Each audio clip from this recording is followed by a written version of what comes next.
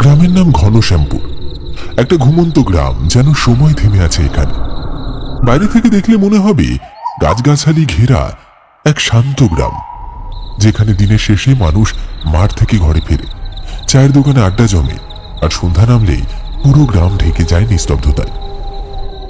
কিন্তু এই নিস্তব্ধতা নিছকই শান্তি নয়, এ যেন এক চাপা ভয়। এই গ্রামের ভেতর লুকিয়ে আছে শতাব্দী পুরনো কিছু অপ্রকাশিত গোপন ইতিহাস, কিছু দুঃখ, কিছু অভিশাপ, আর কিছু আত্মা যারা এখনো নিস্তার পায়নি। গ্রামের শ্মশানটি, যেটা গ্রামের থেকে একটু দূরে বটগাছের ছায়ায় ঢাকা, সেখানে প্রজন্মের পর প্রজন্ম ধরে থাকে একজন লোক। মানুষ মরলেই তাকে পোড়ানোর কাজ করতে হতো। সে কারো আপন ছিল না, কারো ঘরের লোক নয়, ছিল শুধু দায়িত্বে বাঁধা। মৃত্যুর পর মানুষকে মুক্তি দেয়াই তার কাজ। কিন্তু একদিন মৃত্যু এসে তাকে ছুঁয়ে যায়, আর ঠিক তখনই শুরু হয় এক অশুভ চক্র।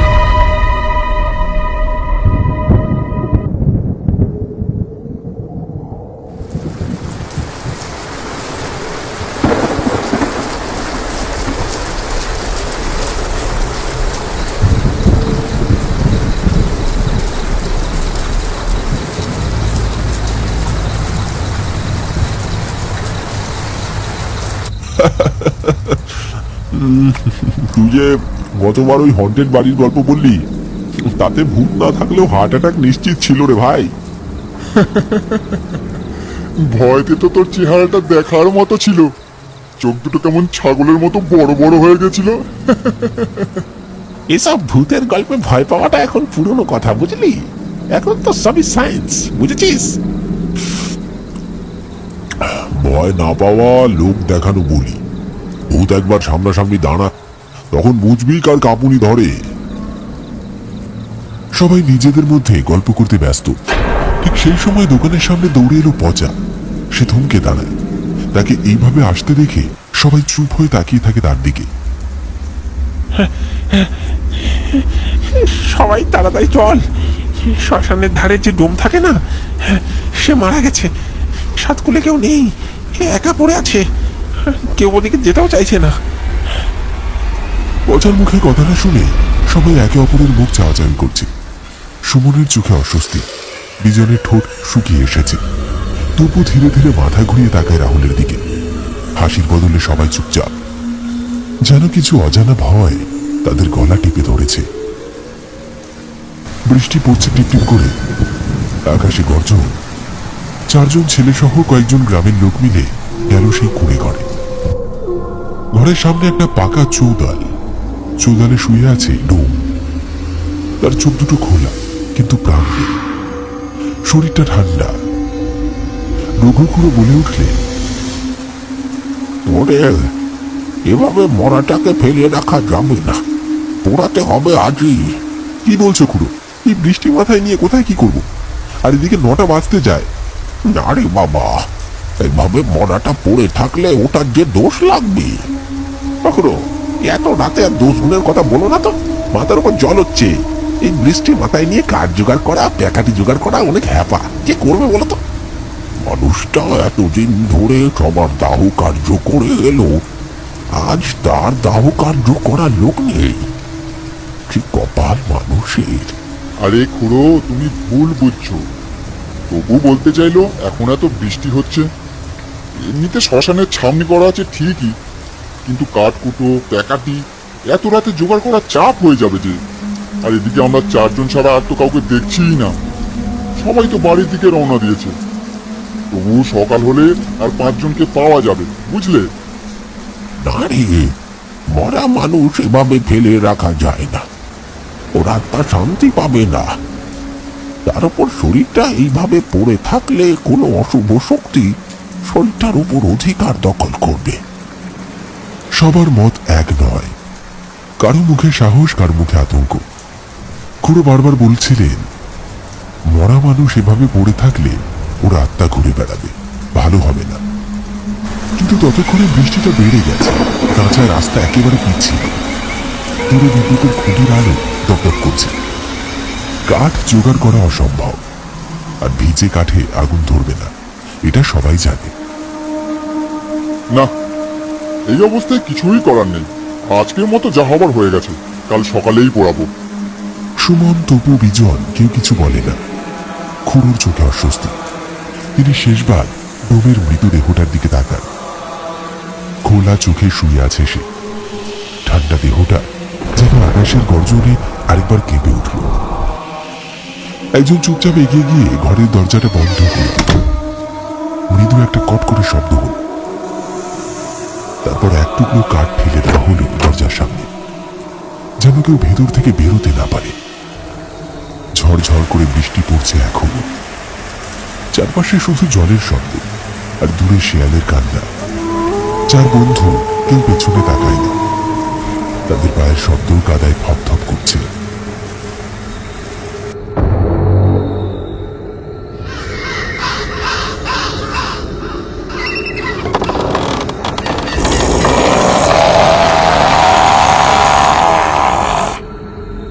কুঁড়ে ঘরের ভিতরে একটা নিঃশব্দ অন্ধকার জমান বাঁধছে।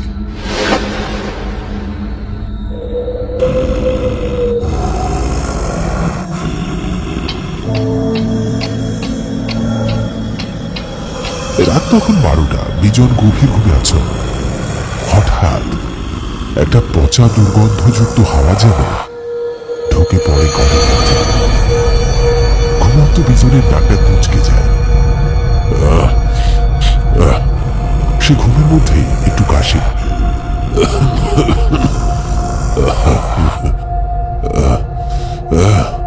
নিঃশ্বাস নিতে গন্ধটা আরো প্রবল ভাবে তার গলা চেপে ধরে। সে ধাক্কা খেয়ে জেগে উঠে বসে।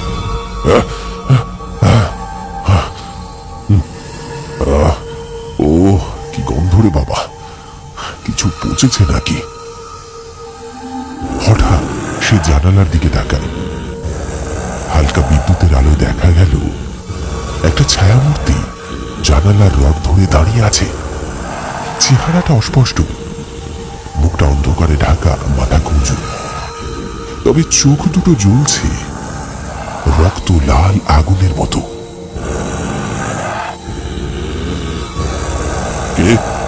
কে ওখানে? কোনো উত্তর নেই। বিজন আবার জিজ্ঞাসা করল, কে ওখানে? এত রাতে কে ওখানে? আবারও কোনো উত্তর এলো না সেই দিক থেকে। বিজন এক পা করে এগিয়ে গেল জানালার দিকে, আর সেদিকে এগোতেই এক ঝটকায় ছায়াটা সরে যায় জানালা থেকে। কোনো শব্দ নেই, শুধু জানালার কপাট হালকা দুলছে। বিজন গিয়ে দেখল বাইরে কোথাও কেউ নেই, শুধুই অন্ধকার।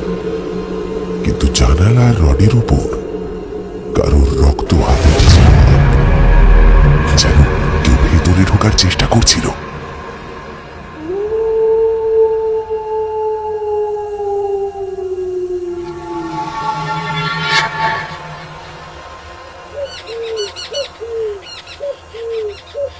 সকাল হতেই সবাই এসে ভিড় জমিয়েছে শ্মশান ধারে সেই কুঠিরে, যেখানে কাল রাতে ডোম মারা গেছে।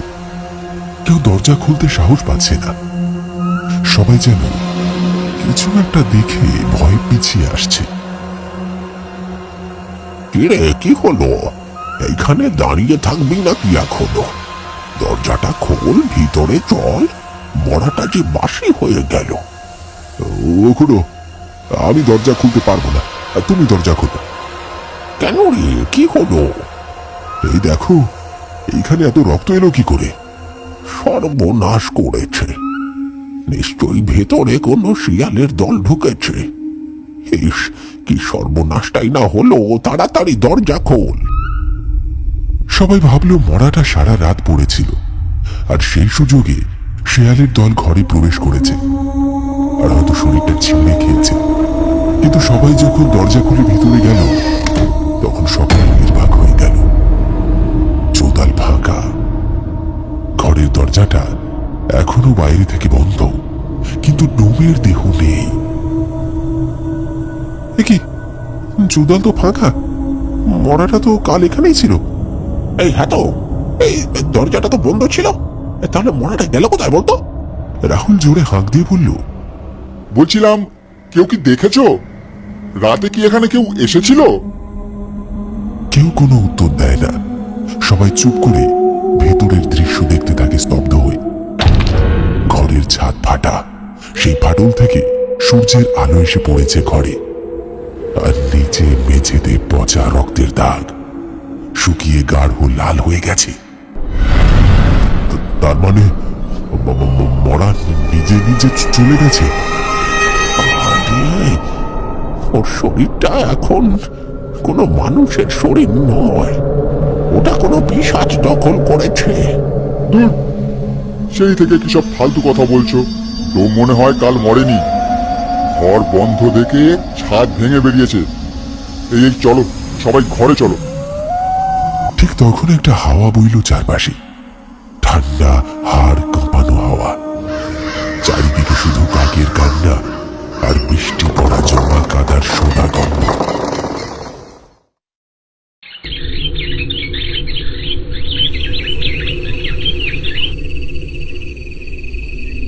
সুমন, রাহুল, বিজন আর তপু বসে আছে চুপচাপ। চা এসে গেছে, কিন্তু কেউ খায় না। কারোর চোখে ঘুম নেই, কথা নেই, শুধু একটা চাপা দুঃস্বপ্ন যেন ঘিরে রেখেছে সবাইকে। আজ সারাদিন গায়ে কাঁটা দিচ্ছে রে ভাই। ওই ঘরটায় যা দেখলাম ভুলতে পারছি না। ঘরের ছাদে রক্ত, জানি না ওটা কি, কিন্তু কেউ মানুষ হলে ছাদ ফাটিয়ে বেরোয় না ভাই। আর ঠিক তখনই দোকানের এক কোণে বসেছিলেন নেপাল কাকা। তিনি বলে উঠলেন, আজ সকালে আমাকে পাড়ার সাইডটা কুকুর ময়রা পয়রা ছিল। একটার গলা তো ছেঁড়া আর একটা পেট কাটা, যেন কেউ কামড়ায় সিগনা খাইছে। গত 3 দিনে 3টে ছাগল, 2টো গরু আর মুরগি গায়েব। লোকেরা বলে কেউ চুরি করে নিয়ে যাচ্ছে, কিন্তু চোর কি মেরে ছিঁড়ে খায়? ও ফিরে এসেছে, কেউ দেখেনি কিন্তু আমি দেখেছি। ও সব সময় আশেপাশেই আছে। ভাই, তুই একটু চুপ কর। দেখ, আশেপাশে যা কিছু হচ্ছে তাতে আমাদের আরো সতর্ক থাকতে হবে।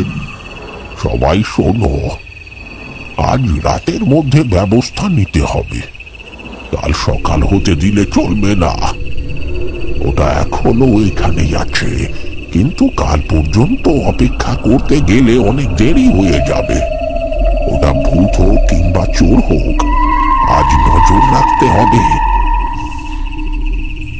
কথা শেষ হতেই দোকানের আলোটা আবার কেঁপে বন্ধ হয়ে গেল। চারপাশটা ঘুটঘুটে অন্ধকারে ভরে উঠল। কেউ খেয়াল করল না, তাদের অলক্ষ্যে কেউ একজন গাছের তলা থেকে দোকানের পেছনে চলে গেল। রাত তখন 10টা। 4 বন্ধু সুমন, রাহুল, তপু আর বিজন, আর তাদের সঙ্গে বৃদ্ধ খুন। সবার হাতে টর্চ, কিন্তু আলো যেন কিছুতেই দূরে পৌঁছচ্ছে না। বাতাসে আবার সেই পচা গন্ধ, আগের থেকে অনেক বেশি, আর গা গুলিয়ে উঠছে সবার। খুঁড়ো নিচু আর কাঁপা গলায় বলল, শুনে রাখ, ও এখন মানুষ নয়, ডোম ছিল। এখন শরীরটা দখল করেছে কোনো পিশাচ। আমি আমি তাহলে যেটা দেখেছি সেটা পিশাচ। যদিও ভূত পিশাচ বলতে কিছুই হয় না, কিন্তু খুড়ো, যদি ওটা সত্যি পিশাচ হয় তাহলে আমরা কি করব? খুঁড়ো কোনো উত্তর দিলেন না। কুঁড়ে ঘরটি সামনে দেখা যাচ্ছে। ভেতর থেকে হালকা কমলা রঙের একটা আলো চুইয়ে বেরোচ্ছে দরজার ফাঁক গলে। ওই ঘরে আলো কেন জ্বলছে? ভেতরে কেউ আছে নাকি? সুমন ধীরে ধীরে এগিয়ে যায়। দরজার ফাঁক দিয়ে এক ঝলক দেখা যায়, ঘরের ভেতর শুয়ে আছে ডোম, কিন্তু তার শরীর অস্বাভাবিক বিকৃত। একটা পাশ বেঁকে গেছে, হাড় বেরিয়ে আছে, শরীরে পচন, কিন্তু তার বুকটা ওঠানামা করছে। ও তো মরে গেছিল, আবার বেঁচে গেল কিভাবে? সব দেখছি আমি। হঠাৎ পেছনের ঝোপে একটা শব্দ হলো। ঝপ করে সবাই টর্চ সেদিকে ঘোরালো, কিন্তু কিছুই নেই। আবার আবার সেই পচা গন্ধ, এবার যেন আরো কাছে। সবাই থমকে যায়। তখন ঘরের দরজা ধীরে ধীরে খুলে যায়, আর সেটা আপনা থেকেই।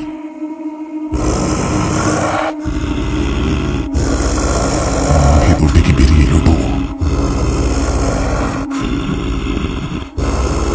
তার মুখ বিকৃত, দাঁতের শাড়ি বেরিয়ে ঠোঁট ছিঁড়ে ফেলেছে, চোখ দুটো লাল আগুনের মতো জ্বলছে।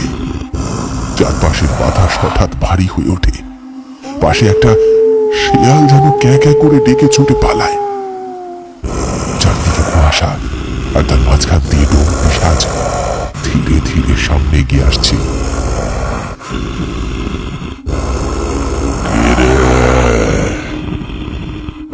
আজ তোরা আমায় দেখতে এসেছিস? সেদিন সবাই আমায় ফেলে গেলি একা, কেউ পোড়াতে চাইলি না, মরার আগে কেউ দেখতে এলি না।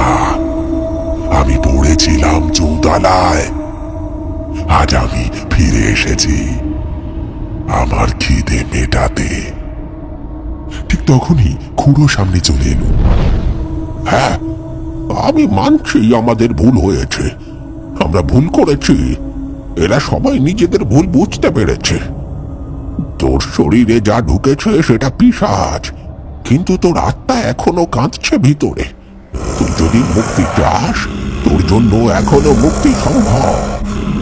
ডোম থেমে যায়, তার চোখ জল জল করে ওঠে, মুখে পচা রক্তে ফেলা, কিন্তু গলা থেকে একটা শান্ত কণ্ঠ শোনা যায়, সেই ডোমের আসল কণ্ঠ। আমাকে পোড়াও, আমাকে পোড়াও আজই। আমি আমি মুক্তি চাই, আমি শান্তি চাই। সুমন ধীরে ধীরে সামনে গিয়ে আসে। বাকিরাও অবশ হয়ে তাকিয়ে থাকে। এই প্রথম মৃত্যুর ছায়া নিজেই মুক্তি চাইছে। গভীর রাত, চাঁদ দেখা যায়, নিজেই দেখছে এক শেষ যাত্রা। আকাশের গর্জন থেমে গেছে, বাতাস স্তব্ধ, কেবল শ্মশানের মাটিতে যেন কিছু অপেক্ষা করছে। খুড়োর নির্দেশে সবাই মিলে দ্রুত কাঠ, কেরোসিন আর আগুন সব জোগাড় করছে। আজ তার আত্মা মুক্তি চাইল, আমরা তাকে দিচ্ছি আগুন, যা সে নিজের জীবদ্দশায় এতজনকে দিয়েছে। আজ সেই আগুনই তার মুক্তির পথ হবে। ডোম, আজ তুমি একা থাকবে না, আজ আমরা তোমাকে ফেলে যাচ্ছি না। ও ছিল একা, তাই হয়তো ওর ক্রোধ এমন ছিল। আজ আগুনে সব ধুয়ে যাক। এতদিন ভাবতাম মানুষ মরলেই বোধহয় সব শেষ, কিন্তু আজ দেখলাম মরার পর তার আর একটা জীবন শুরু হয়। তাই আজ থেকে আর কোনো মানুষকে অবহেলা করব না। আগুন ধীরে ধীরে আকাশ ছুঁয়ে যায়। পাশে থাকা বটগাছের পাতাগুলো দুলে ওঠে। হাওয়া বইছে, কিন্তু এক নতুন হাওয়া। আর ঠিক তখনই দূরের জঙ্গল থেকে ডাক দেয় একটা পাখি। আর অন্যদিকে গ্রামের রাত জেগে থাকা কিছু পাখি ডাকে। যে যত বড়ই হোক কিংবা ছোট, এই মাটি আর আগুনে তার দেহ তো শেষ হবে। কিসের এত অহংকার?